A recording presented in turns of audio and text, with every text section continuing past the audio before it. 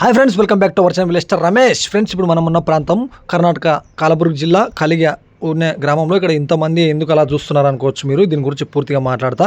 ఇక్కడ మనకు దెబ్బలు తగిలిన వ్యక్తులకి ఇక్కడ చెట్టు ఇస్తారనమాట.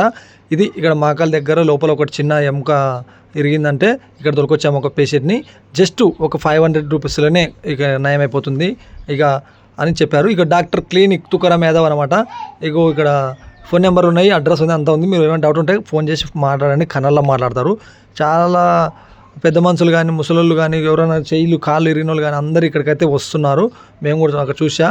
ఇక ఇక్కడ వచ్చేసి సింపుల్గా ఏముంటుంది, అక్కడ వాళ్ళు ఇచ్చే పొడి మనం కూడా ఇంటి దగ్గర రాసుకోవచ్చు అంట. అది ఒక విధంగా చెప్పాలంటే 100 రూపాయలు ఒక ప్యాకెటు.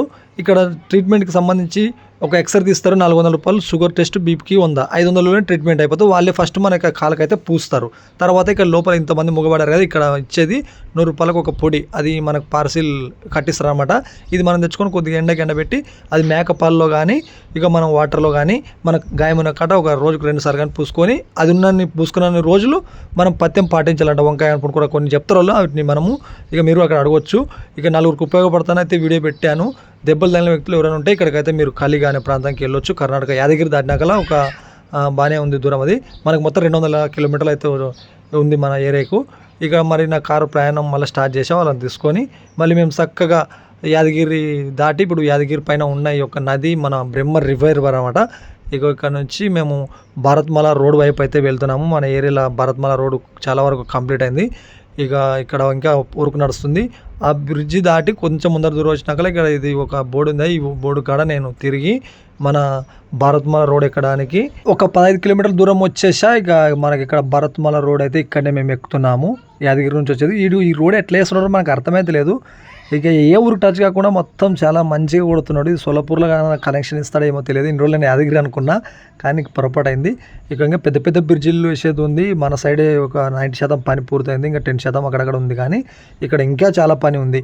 ఇక అలా మాటల్లోనే మనం ఇక మన కృష్ణానది బ్రిడ్జ్ పైనకి అయితే వచ్చేసాము. ఈ 6 లైన్ల రోడ్కి 2 బ్రిడ్జిలు అయితే స్ట్రాంగ్గా చాలా అద్భుతంగా నిర్మించారు, బాగున్నాయి.